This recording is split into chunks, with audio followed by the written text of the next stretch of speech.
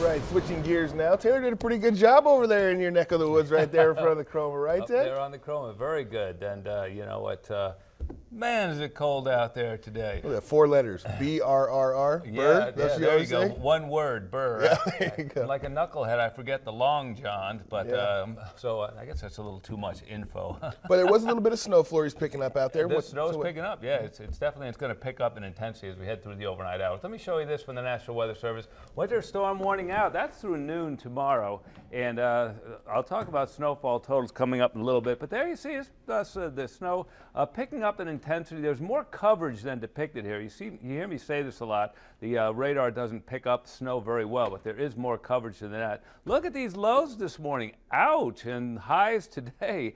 Ouch, only 1 below here in Great Falls. Made it to a balmy 12 in Helena. Right now we're at 3 below with the snow falling, and it's feeling colder than that with the wind. 11 degrees right now in Helena with snow falling, so real cold with snow tonight. Snow ends early tomorrow. This weekend, variably cloudy, going to be milder. I'll talk about snowfall totals and that weekend coming up in just a little while. Taylor.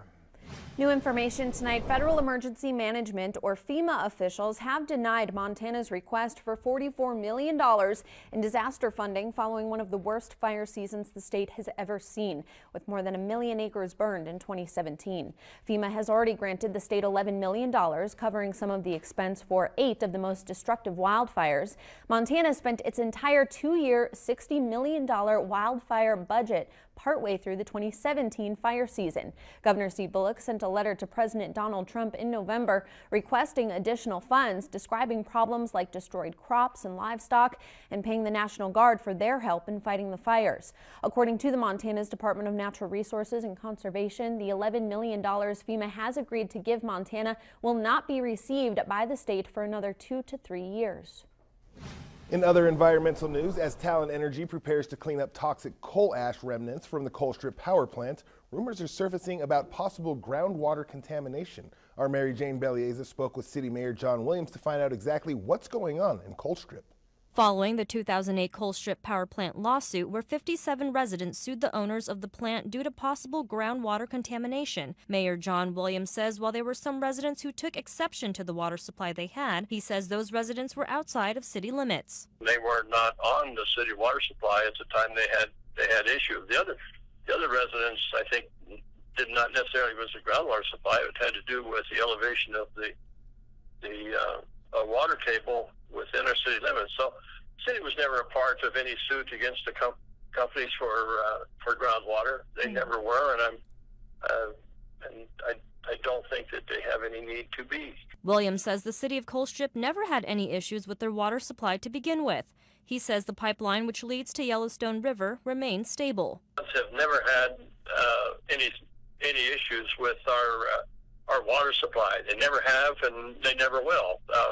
Our water supply comes from the Yellowstone River, and that was created. The pipeline was created down here in the 70s, and it has never had an impact on our groundwater as far as the community of Colstrip is concerned. It's never had the purpose of getting water down here from the Yellowstone River isn't because of the ash ponds. It's because of the quality of the groundwater that we have here. Our sister station in Billings reached out to Talon Energy, however they were unable to respond at this time. All right, hard to believe that election season, we're already talking about it. It feels like even though it was a full year ago, the presidential election, I already feel like it's coming up too quickly. Now, are you worried that it's long hours ahead of us, right? Very long hours for a lot of people. Excited to see there's a lot of new candidates resurfacing or surfacing. Interested to see what the community around, not just here in Great Falls, but the whole state, who they decide to pick. Absolutely, it'll be interesting. All right, still to come. Lemurs hijack a reporter's live shot and a massive alien-looking cloud settles over Sydney, Australia. That's coming up in today's Take a Look at This. We'll be right back.